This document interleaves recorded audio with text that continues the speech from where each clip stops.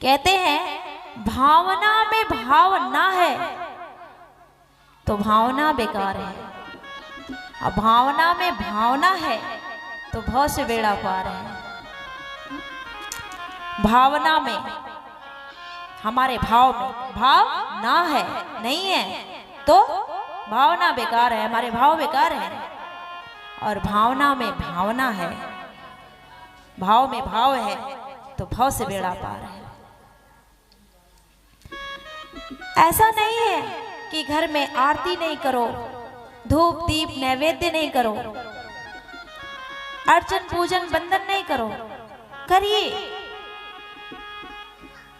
वो एक लिफाफे जैसा है जिसमें भाव रूपी पत्र भरकर प्रेषित करना है। आरती करना, चालीसा पढ़ना, कीर्तन करना, भजन करना, ये आधार दिया गया है जिसके साथ चल करके भाव संप्रेषित किया जा सके। पर कीर्तन कर रहे हैं, भजन कर रहे हैं, ध्यान कहीं है, उस कीर्तन का कोई फायदा नहीं। भक्ति करने जाते हैं मंदिर में, ठाकुर जी से कहते हैं ठाकुर मुझे कुछ नहीं चाहिए, बहुत संतोषी बन जाते हैं। आंख बंद करके अभी ऐसा कहा ही था कि ठाकुर जी मुझे कुछ नहीं चाहिए, प्रार्थना करी और जैसे ही आंखें खोली देखा बगल वाले का 500 का नोट नीचे गिरा हुआ है। अब मन में आने लगा कि वो देख नहीं रहा, क्या करूं, 500 है, बहुत काम आ जाएगा, ले लूं क्या। फिर ख्याल आता नहीं भगवान सामने बैठे हैं। अभी क्या कहा था भगवान से, हमें कुछ नहीं चाहिए, पर जैसे ही नजर पड़ी धन पे तो नीयत खराब है। अब सोच रहे हैं कि कोई नहीं देख रहा है। जब भावना संप्रेषित कर रहे हैं, कुछ मांग रहे हैं, कुछ कह रहे हैं, तो समझ रहे हैं कि यहाँ बैठे हुए ठाकुर जी में सुन रहे हैं। फिर क्या कहते हैं, ठाकुर सुनते नहीं है। हम माने तो कि ठाकुर हैं, है ना। भक्ति ऐसी होनी चाहिए।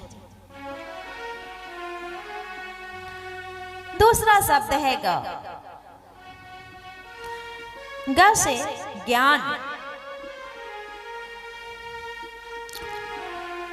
ज्ञान वो नहीं है जो हम किताबों में पढ़ते हैं, लोगों से सुनते हैं।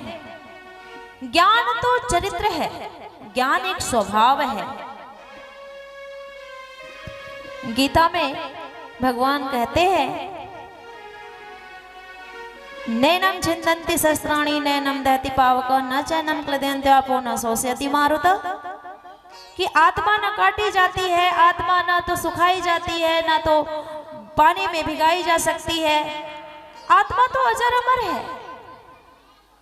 ऐसा ज्ञान तो हो गया गीता पढ़ के। फिर जब घर में कोई मर जाता है तो वो ज्ञान कहाँ चला जाता है। और मान लीजिए किसी को ज्ञान है भी और किसी के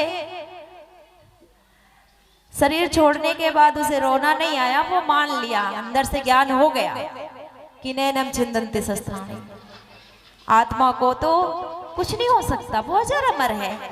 एक शरीर धारण किया था, अब वो छोड़ दिया, दूसरा शरीर धारण कर लेगा।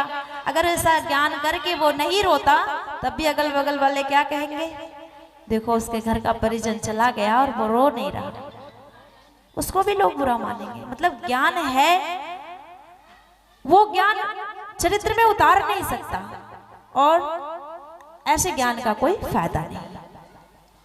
तो ज्ञान जो है वो हमारे स्वभाव में होना चाहिए, हमारे चरित्र में होना चाहिए। हम ऐसा जानते हैं कि हम जो कर रहे हैं वो गलत है, सामने वाले को कष्ट होगा, इतना ज्ञान तो है, पर फिर भी कहीं न कहीं कष्ट देते हैं, तो वो ज्ञान कोई अर्थ का नहीं है। तो भागवत को ग्रहण करने पर, श्रवण करने पर वो ज्ञान हमारे चरित्र में आएगा। तीसरा शब्द है व से होता है वैराग्य। ज्ञान अगर हम में आ गया तो हम जानेंगे शाश्वत क्या है, मिथ्या क्या है, अर्थात सच क्या है, झूठ क्या है, गलत क्या है, न्याय क्या है, अन्याय क्या है, धर्म क्या है, अधर्म क्या है। इसका जब हमें ज्ञान हो जाएगा तो हर बेकार चीजों से, मिथ्या चीजों से हमें वैराग्य हो जाएगा। जिस को वैराग्य हुआ है उसको पहले ज्ञान हुआ है। राजा भर्तृहरि थे, अपनी पत्नी पिंगला से बहुत प्रेम करते थे। कब तक? जब तक उन्हें ये ज्ञान नहीं था कि मेरी पत्नी हमसे धोखाधड़ी कर रही है, प्रेम नहीं सच्चा करती है। और जैसे ही ये ज्ञान हुआ कि हम अंधेरे में रहे, तो क्या हुआ गया? उन्हें वैराग्य हो गया। किसी भी भक्त का उदाहरण ले लीजिए, मीराबाई है, गौतम बुद्ध हैं। जैसे ही ज्ञान हुआ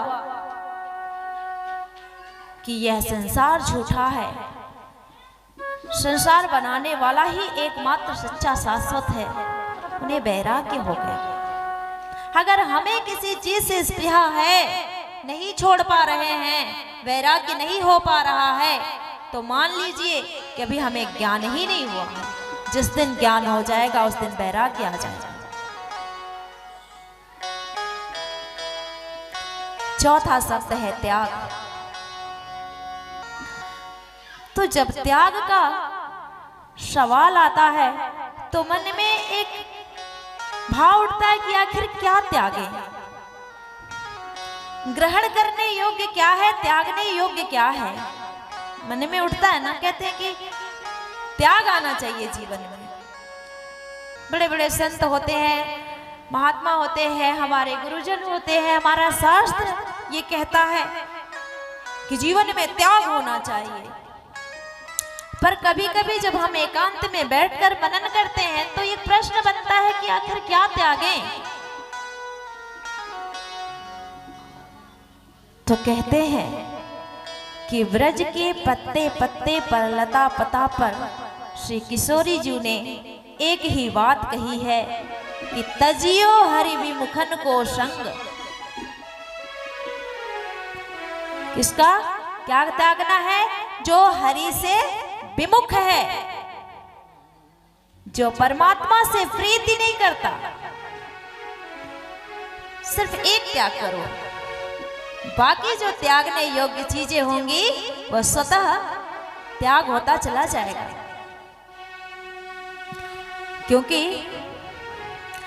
जैसा खाएंगे अन्न वैसा होगा मन, जैसा पिएंगे पानी वैसी बनेगी वाणी, जैसा होगा संग वैसी होगी रंग, जैसा होगा रंग वैसा होगा ढंग, और जैसा ढंग होगा वैसा जीवन होगा, जैसा जीवन होगा वैसी मृत्यु होगी, और जैसा मृत्यु होगा वैसी गति होगी। तो प्रयास कीजिए कि हमारी सदगति हो, दुर्गति ना हो।